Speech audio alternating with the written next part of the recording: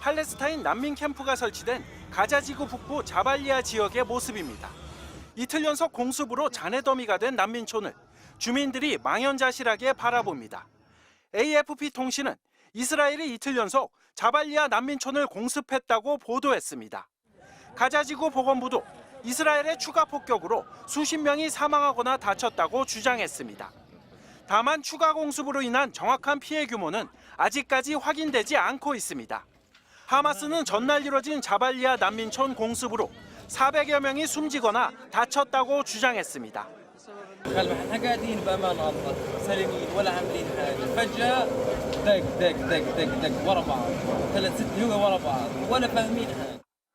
이스라엘은 난민촌 공습은 하마스의 지휘관과 주요 시설을 노린 것이라는 입장입니다.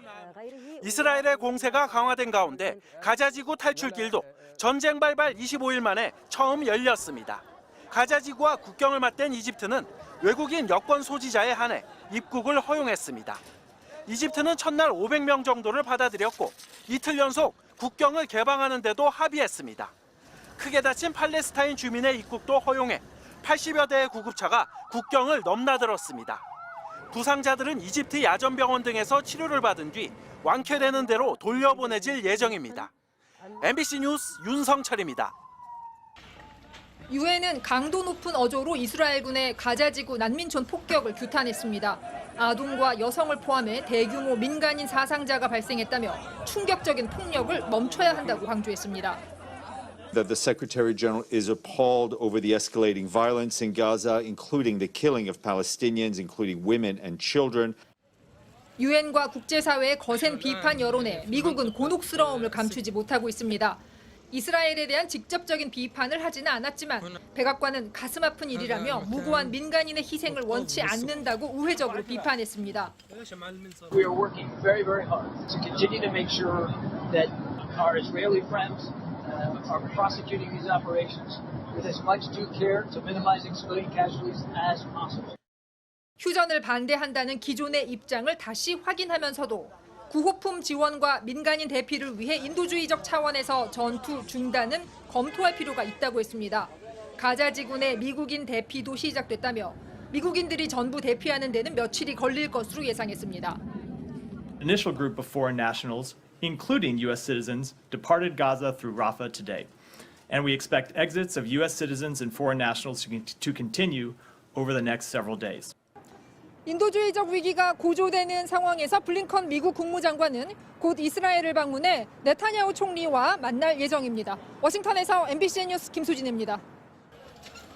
거대한 분화구로 변한 잿더미 속에서 살아남은 사람들은 혹시 모를 생존자를 찾기 위해 맨손으로 잔해를 파헤칩니다. 주변 건물들은 뼈대만 간신히 남았습니다. 한 남성은 아기의 주검이 담긴 흰 청가방을 들어올리며 절규합니다. هايهم اطفال قاعدين في اكياس بنلعب فيهم اكياس بنحط فيهم يا عمي في اكياس. 이스라엘이 현지 시간 10월 31일 가자지구 북부에 위치한 자발리아 난민촌에 대규모 공습을 가했습니다.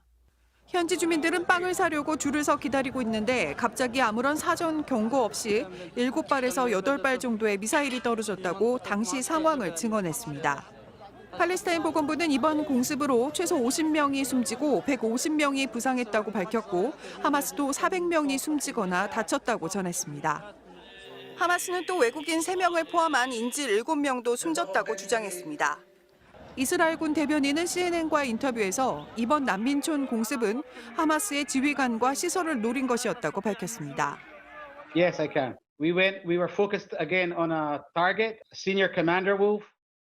무고한 민간인들까지 희생될 것을 알면서도 공격을 감행한 것이냐는 질문에는 그게 전쟁의 비극이라고 답했습니다. This is the tragedy of war, Wolf. I mean, as you know, we've been saying for days, move south. Civilians that are not involved with Hamas, please move south. 이스라엘은 이번 공습으로 하마스 지휘관 이브라임 비아리를 비롯해 하마스 무장대원 수십 명을 제거했다고 주장했습니다. 반면 하마스는 우리 지휘관 중 공습이 이뤄진 시간대에 현장에 있었던 이는 없다며 거짓말이라고 반박했습니다. 이집트와 사우디아라비아, 요르단, 카타르 등 중동 국가들은 일제히 성명을 내고 이번 공습은 주거 지역을 표적으로 삼은 비인간적 행위로 명백한 국제법 위반이라고 규탄했습니다.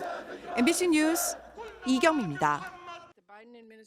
이스라엘 지원 예산을 논의하기 위해 열린 미국 상원 청문회. 82개 가자 지구를 적은 방청객들이 붉게 물들인 손바닥을 들어 보입니다.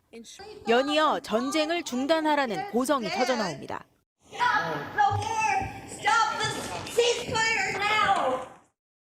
휴전은 하마스를 이롭게 할 뿐이라며 반대해온 미국 내에서도 즉각 휴전을 요구하는 목소리가 점차 커지고 있습니다.